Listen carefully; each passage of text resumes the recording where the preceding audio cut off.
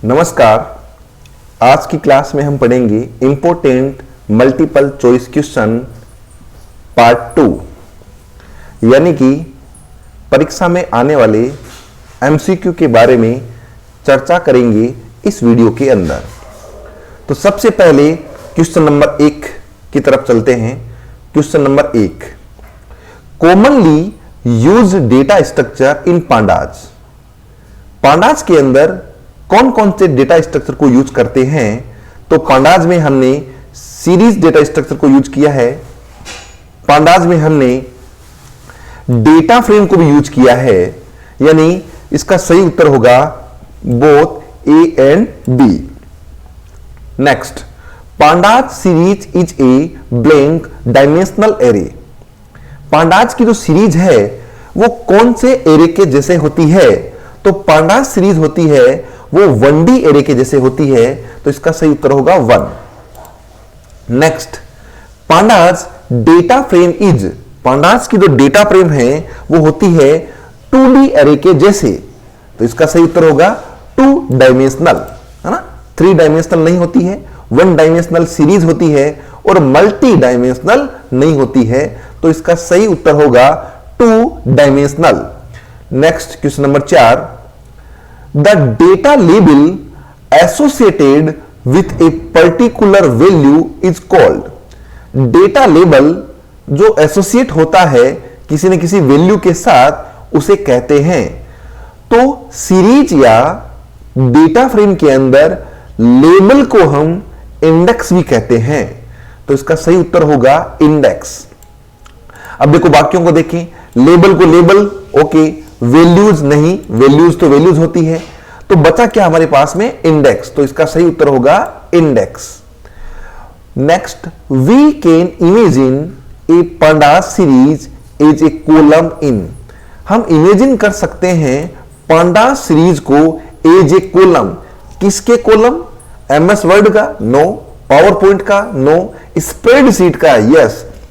Spreadsheet के column के जैसे होती है पांडाज सीरीज। अब स्प्रेडशीट क्या होता है? MS Excel. देखिए ये है आपकी स्प्रेडशीट। इस स्प्रेडशीट की ये कॉलम है, 1 2 3 4, ये सब कॉलम है। प्रत्येक कॉलम सीरीज के जैसा है, इसीलिए हमने कहा, इसमें बताया है कि वी कैन इमेजिन, हम इमेजिन कर सकते हैं पांडाज सीरीज को as a column in a spreadsheet, तो सही उत्तर होगा spreadsheet. Next, common way for accessing the element of series oblique data frame.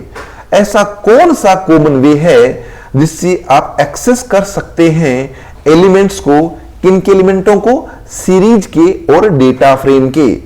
तो बिल्कुल सही उत्तर है इंडेक्सिंग की सहायता से भी एक्सेस किया जा सकता है और स्लाइसिंग की सहायता से भी एक्सेस किया जा सकता है सीरीज और डेटा फ्रेम के एलिमेंटों को, इसलिए इसका सही उत्तर होगा both A and B. Next question, to extract a part of series can be done through. यानी कि सीरीज के किसी पार्ट को हमें एक्सट्रैक्ट करना है, निकालना है, यह कैसे संभव है? कटिंग से? नो। इंडेक्सिंग से? बिल्कुल नहीं। स्लाइसिंग से हम किसी पार्ट को निकाल सकते हैं। इंडेक्सिंग से तो हम किसी एक वैल्यू को निकाल सकते हैं, जो आप इंडेक्स पास करेंगे वो वाली इंडेक्स निकल करके आएगी। स्लाइसिंग से हम एक सीरीज के पार्ट को, एक टुकड़े को हम क्या कर सकते हैं? एक्सट्रैक्ट कर सकते हैं। Next question, code to get the series S in reverse order. यानी इसका मतलब क्या है? इसका मतलब यह है कि मेरे पास में एक सीरीज है जिसका नाम एस है और उसे मुझे रिवर्स ऑर्डर में गेट करना है, प्रिंट करना है। तो इसके लिए सीरीज का नाम है एस, यस बिल्कुल सही, और उसके बाद में डबल बार कोलन का साइन, और यहां लिखनी होती है माइनस के अंदर स्टेप। तो माइनस के अंदर स्टेप लिख दिए मैंने -1। इसका मतलब यह हुआ कि -1 का मतलब हुआ कि पीछे से एक एक वैल्यू कम करते हुए सीरीज रिवर्स ऑर्डर में प्रिंट होगी। अब यहां पर -2 लिखा है, यह भी सही है, क्योंकि इसमें क्या होगा? इसमें जो सीरीज है वो रिवर्स ऑर्डर में तो प्रिंट होगी, लेकिन 2-2 का गैप रहेगा। तो इसमें कोई गैप नहीं है, तो इसका सही उत्तर हुआ ए। एस 2 बार कोलन साइन और स्टेप होगी आपकी माइनस की 1। Next question, which attribute print the number of value in the series object. कौन सा ऐसा एट्रीब्यूट है जो प्रिंट करता है किसको, नंबर ऑफ वैल्यू को, किसमें, सीरीज में। तो सीरीज में टोटल नंबर ऑफ वैल्यू क्या है, इसका पता हमें साइज एट्रीब्यूट से लगता है। अब यहां पर आप गलती क्या करेंगे, यहां पर आप गलती करेंगे, वैल्यू लिख देंगे। आपने देखा कि नंबर ऑफ वैल्यू, तो आपने लिख दिया यहां पर वैल्यू। यह गलती आपको नहीं करनी है। वैल्यूज एट्रीब्यूट होता है वो तो सीरीज की वैल्यूज को लिस्ट की फॉर्म में डिस्प्ले करता है, और साइज एट्रीब्यूट होगा वो सीरीज के अंदर वैल्यूज को, कितनी नंबर ऑफ वैल्यूज है वो निकाल करके देगा।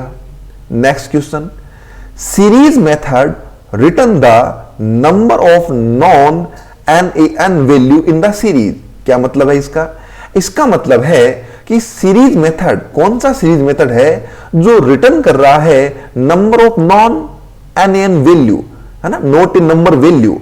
ये वही बात, सीरीज के अंदर ऐसा कौन सा फंक्शन जो नॉट NaN वैल्यू को रिटर्न करता है कि सीरीज में कितनी वैल्यू है जो नॉन NaN है।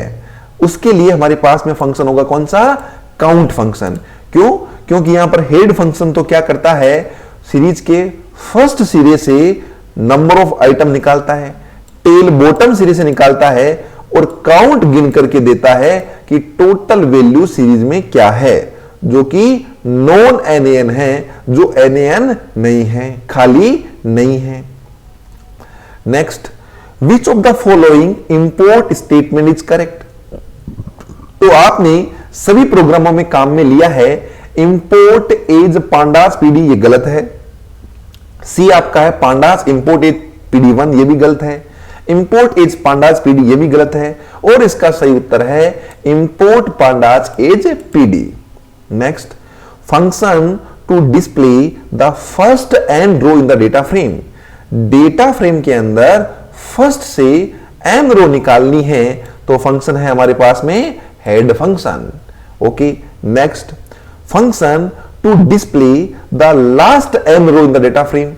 डेटा फ्रेम में से लास्ट में से n रो निकालनी है, तो फंक्शन हमारे पास में होगा टेल फंक्शन, है ना। इसका भी उत्तर सही होगा, ये हमें आता है, बहुत इजी है। Next question number 14, we can add new row, important है ये। We can add new row, यदि मुझे कोई नई रो एड करनी है to data frame, data frame के अंदर, जिसका नाम है result DF using the method. कौन सा मेथड काम में लिया जाएगा, तो यहां पर होगा रिजल्ट DF डॉट एड। नहीं, रिजल्ट DF डॉट एड से कोई रो नहीं एड नहीं होती है। रिजल्ट DF डॉट सम से भी कोई रो एड नहीं होगी। हाँ, डॉट LOC फंक्शन हमने पढ़ा है जो क्या करता है, नई रो जोड़ता है, तो इसका सही उत्तर होगा result DF dot LOC। Next, we can delete row and column. हम डिलीट कर सकते हैं रो और कॉलम दोनों को फ्रॉम डेटा फ्रेम से, जिसका नाम क्या है, result DF using the method. कौन सा ऐसा मेथड है जो रिजल्ट DF डेटा फ्रेम में से रो और कॉलम को डिलीट कर सकता है, तो रिमूव फंक्शन ये नहीं होगा, डिलीट फंक्शन भी नहीं होगा, result DF dot drop function है। यस, ये बिल्कुल सही उत्तर है इसका। ड्रॉप फंक्शन की सहायता से हम रो और कॉलम दोनों को ड्रॉप कर सकते हैं। Next, we can change the name of label of data frame result DF using the method. कौन सा ऐसा मेथड है जिसमें रिजल्ट DF डेटा फ्रेम के लेबल को चेंज कर सकते हैं, है ना। लेबल को चेंज करने के लिए हमारे पास कौन सा फंक्शन है, तो लेबल को चेंज करने के लिए हमारे पास फंक्शन है चेंज कोई फंक्शन नहीं होता, ऑल्टर भी कोई फंक्शन नहीं होता, हमारे पास में फंक्शन है रीनेम फंक्शन की सहायता से हमने पढ़ रखा है कि डेटा फ्रेम की रो लेबल और कॉलम लेबल दोनों को चेंज किया जा सकता है। Attribute used to display row label of data frame. कौन सा ऐसा एट्रीब्यूट है जिसका यूज किया जाता है रो लेबल को डिस्प्ले करने के लिए। अब आपको सभी को पता है कि रो लेबल को हम इंडेक्स भी कहते हैं, है ना। तो इसका सही उत्तर क्या होगा, इंडेक्स होगा, है ना। साइज से साइज निकलेगी, शेप से पता चलेगा कि उस डेटा फ्रेम के अंदर टोटल रो और कॉलम क्या कितनी है, वैल्यूज से उसकी वैल्यूज निकल करके आएगी। तो इसका सही उत्तर होगा इंडेक्स, है ना। तो इसका सही आंसर है index. Next, attribute used to display column level of data frame. Data frame के कॉलम लेवल को डिस्प्ले करने के लिए कौन सा एट्रीब्यूट काम में लिया जाएगा। तो डेटा फ्रेम के कॉलम लेवल को प्रिंट करने के लिए कॉलम्स एट्रीब्यूट होता है। रो लेवल के लिए इंडेक्स और कॉलम लेवल के लिए कॉलम्स एट्रीब्यूट होता है। वैल्यूज नहीं होगा, शेप भी नहीं होगा और साइज भी नहीं होगा। 19 question, attribute used to display total number of row and column of data frame. Attribute कौन सा ऐसा एट्रीब्यूट है जो डिस्प्ले करता है total number of row and column of data frame. Data frame के अंदर टोटल कितनी तो रो है और कितनी कॉलम है, यह पता करने के लिए कौन सा एट्रीब्यूट है। तो यह पता करने के लिए हमारे पास में एट्रीब्यूट होता है शेप एट्रीब्यूट। यानी शेप एट्रीब्यूट होता है वो रो और कॉलम की संख्या देता है। इसमें साइज मत करना, साइज एट्रीब्यूट तो उसके अंदर टोटल नंबर ऑफ वैल्यूज क्या है ये बताता है ना। इंडेक्स क्या करेगा, रो लेवल को इंडिकेट करेगा, वैल्यूज उसके अंदर वैल्यूज को इंडिकेट करेगा, और शेप एट्रीब्यूट है वही बताएगा कि टोटल नंबर ऑफ रो और कॉलम डेटा फ्रेम में कितनी है। Next question, attribute used to display total number of element of data frame. कौन सा ऐसा एट्रीब्यूट है जो डिस्प्ले करता है कि डेटा फ्रेम के अंदर टोटल नंबर ऑफ वैल्यू कितनी है, टोटल नंबर ऑफ एलिमेंट कितने हैं। तो हमारे पास में साइज ऐसा एट्रीब्यूट है जो ये बताता है कि डेटा फ्रेम के अंदर टोटल नंबर ऑफ एलिमेंट कितने हैं। तो इसका सही उत्तर होगा size. Next, which of the following is not an attribute of data frame. मतलब कि डेटा फ्रेम के अंदर निम्न में से कौन सा एट्रीब्यूट नहीं है। टी, बिल्कुल टी एट्रीब्यूट होता है। क्या काम करता है, ये ट्रांसपोज करता है रो को कॉलम में, कॉलम को रो में। हेड भी डेटा फ्रेम के अंदर एट्रीब्यूट की तरह ट्रीट किया जाता है जो फर्स्ट से टोटल नंबर ऑफ एलिमेंट निकालता है। डी टाइप एट्रीब्यूट है जो डेटा टाइप बताता है डेटा फ्रेम की। और मैक्स नाम का कोई एट्रीब्यूट डेटा फ्रेम में नहीं होता है।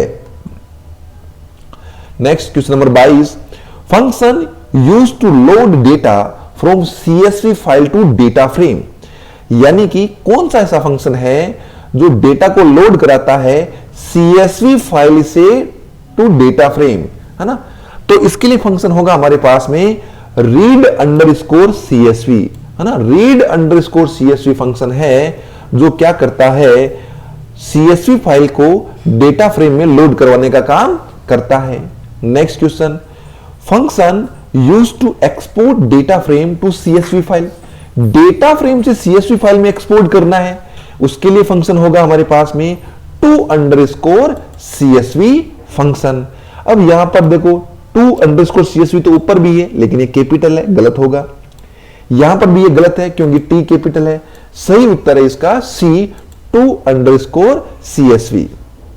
Next, when using a dictionary to create a data frame, keys of the dictionary become. जब आप डिक्शनरी से डेटा फ्रेम बनाते हैं तो जो डिक्शनरी की की होती है वो क्या बनती है, तो वो बनती है कॉलम का लेबल।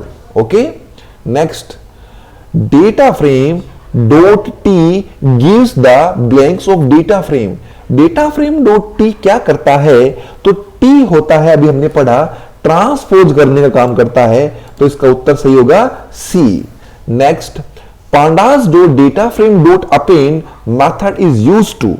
पांडास का data frame dot append function है, क्या काम करता है, ट्रांसपोज नहीं, ट्रांसपोज नहीं करता। ट्रांसपोज तो टी एट्रीब्यूट करता है, एड भी नहीं करता, ये करता है मर्ज। तो दो डेटा फ्रेम को मर्ज करने के लिए हम काम में लेते हैं कौन सा एट्रीब्यूट, कौन सा फंक्शन, अपेंड फंक्शन काम में लेते हैं। Pandas is mainly used for, pandas का यूज कहां करते हैं? तो पांडास का यूज हम करते हैं डेटा को एनालिसिस करने के लिए, है ना, डेटा को एनालिसिस करने के लिए पांडास को यूज करते हैं। इंपॉर्टेंट क्वेश्चन है, इसको ध्यान से देखना। Which of the following is not pandas data structure? Pandas data structure नहीं है निम्न में से। सीरीज तो है, डेटा फ्रेम भी है, परंतु क्यू नाम की कोई डेटा स्ट्रक्चर नहीं होती है पांडास के अंदर। Next, you can create a Python pandas series using, Python pandas series हम बना सकते हैं सीक्वेंस से, यस बना सकते हैं, एनडी एरे से भी बना सकते हैं और टपल से भी बना सकते हैं। तो तीनों तरीकों से हम सीरीज को बना सकते हैं। सही उत्तर होगा all of the above. Pandas support which of the following types of indexes? Pandas है वो सपोर्ट करती है किस टाइप ऑफ इंडेक्सिंग का? तो पांडास है वो पोजिशनल एंड लेबल्ड इंडेक्सिंग को काम में लेती है ना। पोजिशनल इंडेक्सिंग का मतलब होता है अगर आपने लिख दिया, जैसे सीरीज का नाम आपका एस है और बड़े वाले कोष्टक में आपने लिख दिया 2, कोई संख्या पास कर दी, that is positional. Label indexing का मतलब है आपने इसमें कोई नाम पास किया है, जैसे कि आपने लिखा एस और कोष्टक में आपने लिख दिया a, that is called label indexing. यानी आपने खुद ने इंडेक्सिंग पास करी है तो लेबल, और अपने आप आई है उसे हम पोजिशनल बोलेंगे, और अपने आप संख्याओं में ही आती है। ठीक है, तो ये थी हमारे पास में एमसीक्यू। धन्यवाद।